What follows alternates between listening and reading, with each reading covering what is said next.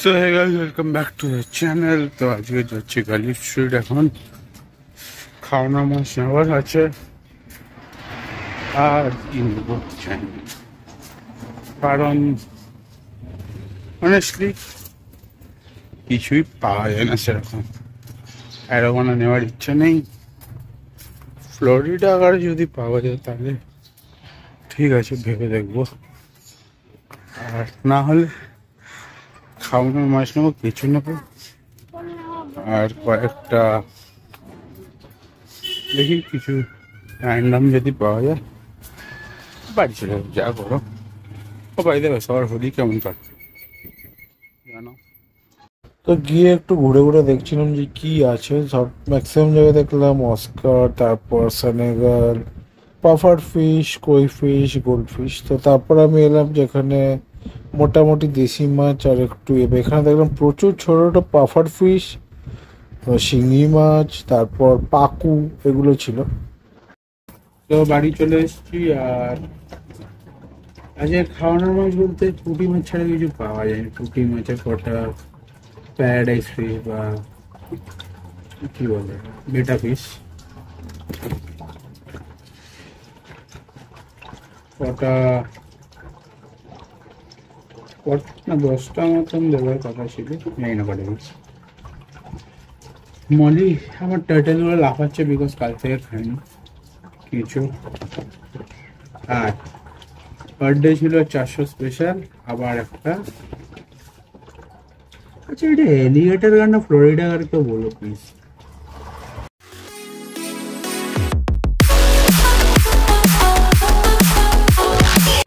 তো এখন আমি প্যাকেটটা খুলে নিচ্ছি, যেহেতু পুঁটি মাছ আমি আশা করি যে এরা বেঁচে থাকবে, কারণ একবার এনেছিলাম পুঁটি মাছগুলো উইদিন অ্যান আওয়ার মারা যায়।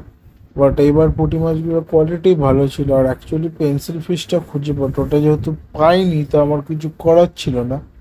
তাই দেখি পুঁটি মাছই নিয়ে যে কী করবো, খাওয়াতে তো হবে, না খাইয়ে তো আর রাখতে পারবো না। আর যা খাওয়ানোর মাছ ছিল সব শেষ হয়ে গেছে। তো পুঁটি মাছ কটা নিয়ে, যেগুলো মরা সেগুলোকে আমি আমার টার্টেলগুলোকে খাইয়ে দেবো।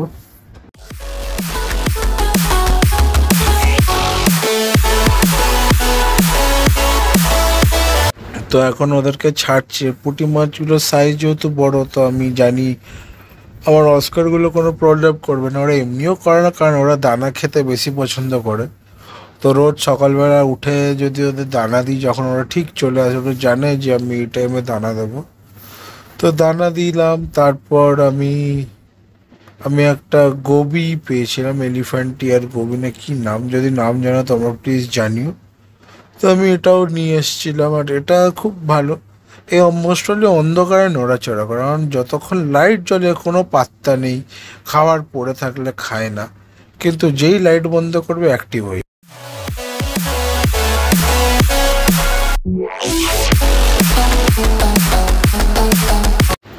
তো প্রথম দিন আমি জানতাম যে কিছু পুঁটি মাছ মারা যাবে, তাই আমি ওদেরকে রেখে দিয়েছিলাম।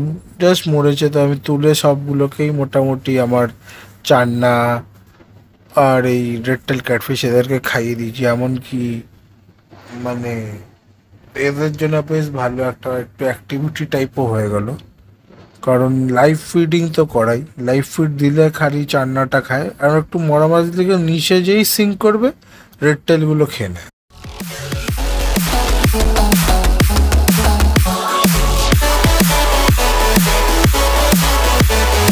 তো যেহেতু রেড টেল ফেড টেল অনেক হার্ডি, চান্না অনেক হার্ডি, তাই ওদেরকেই আমি এসব দিই। আর আমার যে অ্যারোওয়ানা বলো, পিকক বাস বলে, এদেরকে আমি জেনারেলি অন্য মাছ দিই, কারণ ওটাই সব থেকে সুটেবল। কারণ সবাই জানো যে অ্যারোওয়ানা ছোট থাকলে একটু প্রবলেম করে, কিন্তু হ্যাঁ একবার বড় হয়ে গেলে ওর জন্য খাবার নিয়ে অত চিন্তা করতে লাগে না।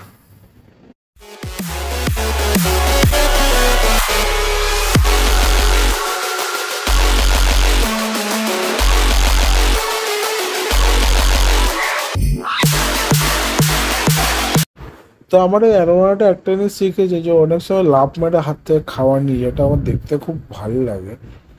আমার আগের অ্যারোমাটাও এতটা ট্রেন্ড ছিল না, কিন্তু হ্যাঁ ও হাত থেকে খাওয়া নিত। সেম আমার পিকক বাস আগে যেটা ছিল, এটা আনফর্চুনেটলি মারা গেল। সেও এতটা ওয়েল ট্রেন হয়নি, যতটা হয়ে যায়। আমার ভাল লাগে অ্যাকচুয়ালি যখন ওয়েল ট্রেন থাকে। তো এই যে ছোট্ট গার ফিশ অ্যালিগেটর কেন ফ্লোরিডা গার বুঝতে পারছি না, কারণ কালারটা পুরো ফ্লোরিডা গারের মতো। তো ওকে আমি এখন বালতিতে রেখেছি কারণ বড় মাছগুলোকে বুলি করছিল, তাই জন্য ওর মধ্যেই থাক। তোমাদের একটা ইজি ওয়ে বলি, যখন বড় মাছ ট্রান্সপোর্ট করবে একটা গেঞ্জি কাপড় টাইপ নেবে, ওটাকে ভালো করে জলে ভিজিয়ে, আমি এখানে আমার অস্কারকে ট্রান্সপোর্ট করছিলাম। তো দেখতে পাচ্ছ যেহেতু পুরোপুরি ওটা জড়িয়ে গেছে, নড়ছে না, আর এর থেকে আমরা তো স্লাইম কোটটা নষ্ট হয় না।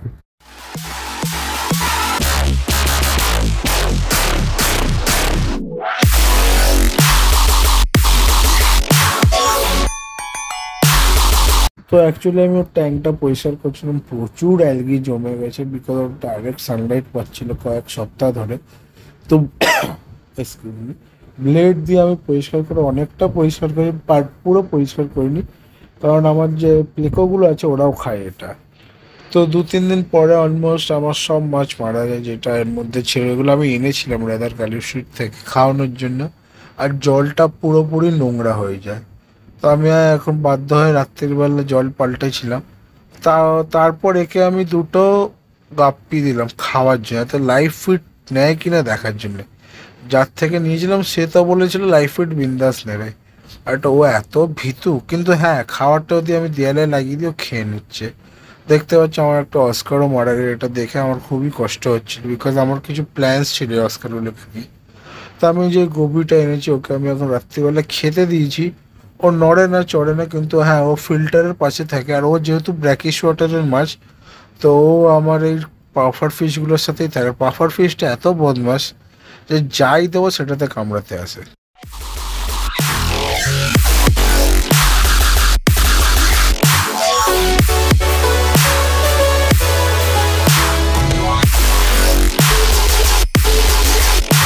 আমাকে এখন ভাবছি যে এদের জন্য যে ডকিং স্পেসটা এদের চেঞ্জ করতে হবে, কারণ ছোটটা তো ঠিক আছে, অত প্রবলেম করে না, কিন্তু বড়টা যা বদমাস, ও পুরো প্রায় 2 পায়ে দাঁড়িয়ে গেলে না, ও হয়তো কোনোদিন ট্যাঙ্ক থেকে বেরিয়ে আসতে পারে। তো আমাকে পাথরগুলো সরিয়ে ওয়াটার লেভেলটা মাথায় রেখে একটু নিচু করতে হবে, যাতে কোনোভাবে না বেরিয়ে আসতে পারে।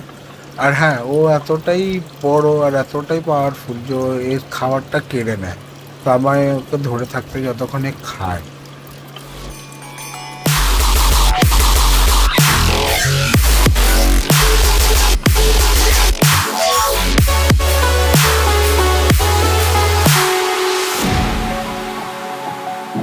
তো তোমরা ভাবছো জল খুব নোংরা, অ্যাকচুয়ালি না, ফিল্টারটা বন্ধ ছিল তাই সব দানাগুলো বেরিয়ে এসছে। আর অ্যাকচুয়ালি এর মধ্যে এর দানা, শশার দানা, কারণ এর শশা খেতে খুব ভালোবাসে।